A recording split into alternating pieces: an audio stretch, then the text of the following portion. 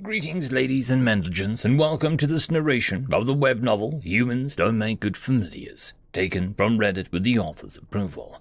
If you're new to the series, there is a playlist listed in the description. And as always, I hope that you enjoy. Summer's Day Part 3. I flew out of the city hall and back into town. I was getting hungry, so I made my way over to a shop. My people were omnivorous, but we prefer fruits and insects over anything else. I was craving a MacBride, a small, sweet, watery fruit popular amongst lower-class Niema like myself. It's affordable and quite tasty. I landed in front of a small stand that sold them, as well as several other kinds of affordable fruits. "Hello, young one," the elder of the round the shop greeted me. "Would you care to see the list of our goods today?" "Well, I only came to purchase a MacBride. But if you have anything else it sounds good, then why not?" I said. "Excellent," the elder said and used magic to create a shimmering image above my head. They were pictures of everything that he sold. "As you can see, we have some koya seeds, if that takes your interest, as well as some MacBride seeds, like you mentioned, and even a supply of new fruits from Femitek, a small island north of Famu," the elder explained. After looking over his supply, I requested 2 MacBride seeds and 1 Nula fruit seed. He carefully used magic to pull out seeds from an assortment of bags behind his stand and move them into a small cloth pouch for me. I paid him in magical power and flew over to a small clearing nearby. Several others were doing the same as me, preparing to eat. I placed my seeds on the ground and pushed some magic into them. Quickly, they grew roots and planted themselves firmly in the dirt. Then a stalk grew up and blossomed. Within a minute, the blossom was growing my fruits. I like my MacBride a bit firm, so I stopped before it was fully ripe. The Nula was unique. Its flavor was bold and citric, but had a sweet aftertaste. It also wasn't as watery as I'd imagined that it would be, so I probably won't get it again, but it was still good. I finished my meal and started to fly away, but just as I spread my wings, someone from behind me shouted, "You peasant!" It startled me, and I looked around to see what was happening, only to discover several well-decorated nobles, the ones that I'd seen at the city hall, were glaring at me. No one was around, so I said, "Are you talking to me?" The 3 of them landed in front of me and puffed up to see bigger. An act nobles do when conversing with lower citizens to seem better. They were all taller than me and decorated with gold lace, but only the one in the middle, the shortest, was also adorned with any jewels. He had 2 green gems around his neck and a blue one in the center of each wing. "Yeah, of course we are talking to you. You are a Niema who was named by her familiar," the one in the middle demanded angrily. Yes? "I am Suma," I said quietly. "Shameful. I didn't think that peasants could fall any lower. You stole an honor reserved for nobility. It's disrespectful enough that commoners are even allowed to have names. But now they abuse the privilege by practicing naming themselves," the middle one said. "Sir, I assure you, you are mistaken. I didn't," I tried to say, but was cut off. "You dare speak to a noble! First you steal a name, now you interrupt me. Worst of all, you claim that I am lying." The noble screamed and raised his wings. A ball of magic energy formed between them, and he threw it at me. It caught me square in the chest and broke several of my ribs. You will go to the Grand Duke and renounce your name, you filthy commoner, and maybe we will spare your life," the noble said proudly. I cast a spell of healing on my chest, just enough so that I could quickly fly away. I used magic to increase my speed as I flew. Over my shoulder, I heard one of the nobles scream to follow me. I couldn't think. The pain in my shoulder shot through me and slowed me down. They were gaining on me. "Jake, I don't know what you're doing, but get ready to look as scary as possible," I shouted through the pain and turned into an alley to try to hide. I summoned Jake as quickly as I could. "I summon you, Sentinel!"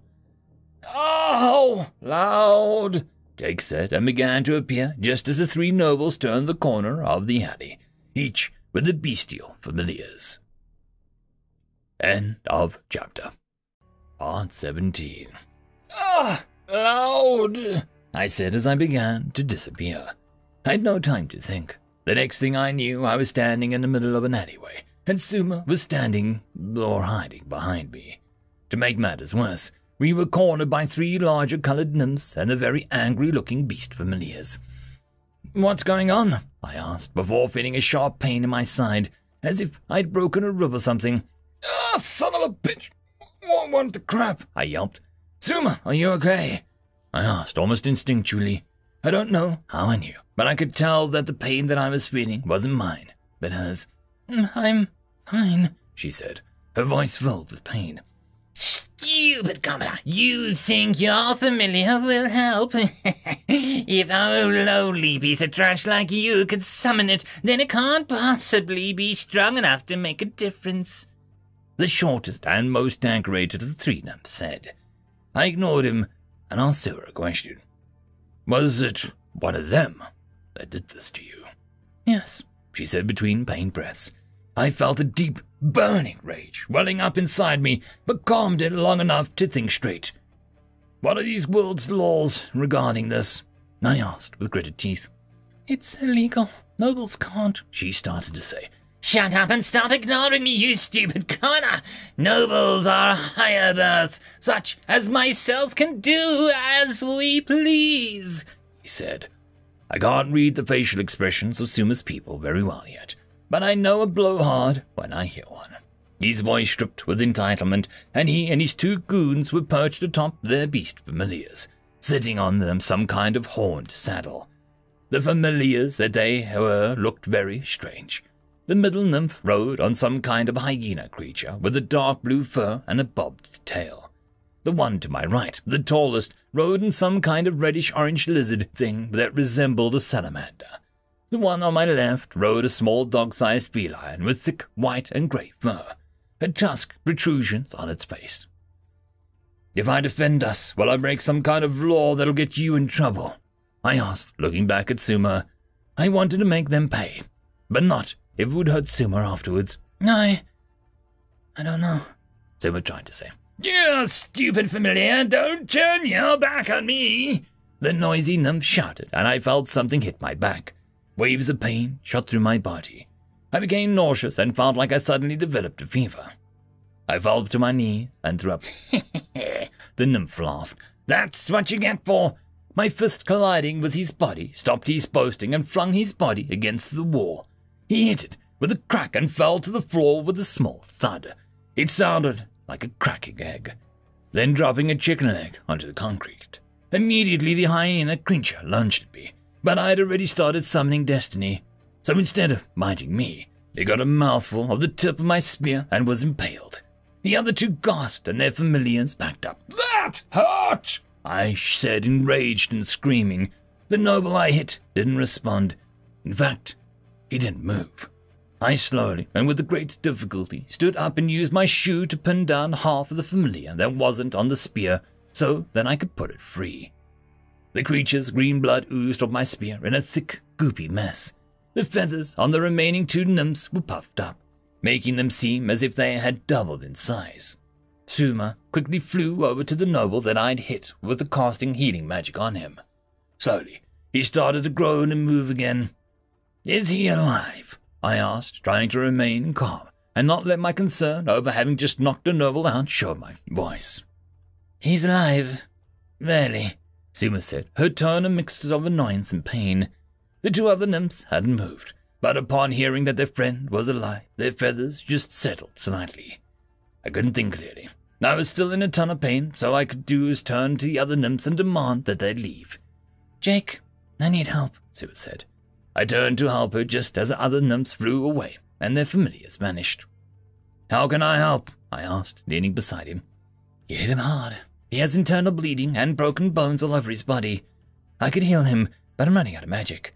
I already healed myself earlier, summoned you, used magic to eat and to enhance my speed in an attempt to get away, as well as a few other things. Starting to run low," Suma said.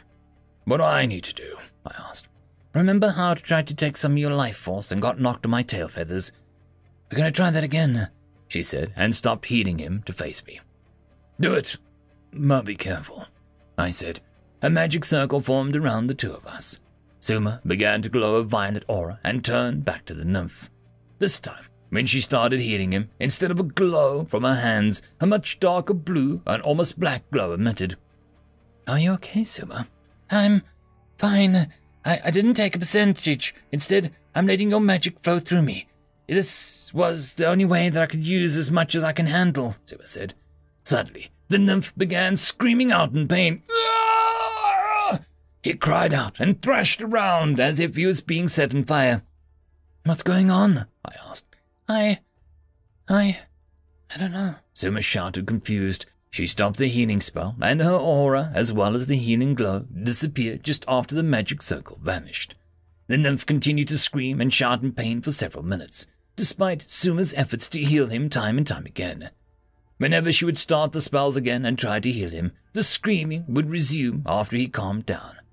Soon, the screaming attracted the attention of several other nymphs claiming to be town guards. All of them rode borak beasts. Step away from him, one of them demanded upon returning to the corner and witnessing the scene. This man needs a healer. I've been trying, but it isn't responding, she pleaded. Step away now, one of the other guards yelled. I can't. He'll die, Suma said. I knew this wasn't going to end well, so I scooped Suma up in my hands and held onto her as she screamed, Let me go, Jake, let me go. One of the guards went over to the nymph and examined him, lifted his wing, and then cast some kind of spell, before turning back to the other guards and saying that he was dead. End of chapter. This is a special thank you to the one, the only, the legendary Eric Hino, who has become the only Tier 6 patron. Just a quick shout out to the T5 peeps. Bob the Dragon, Cat Crab Lobster, Data Magnet, Dark Machine, Try Again 95, Fudic Yol, Astrea the Dreamer, Caspar Arnholtz, Cam Maxwell, Athelia, Meridian 117, and Jordan Bucksmorm. Thank you very much. And that, my friends, concludes this video. I hope that you enjoyed. There are links down below, both to support this channel and for the author of this fiction. Anyways, I hope you all have a fantastic one, and I'll see you next time. Cheers.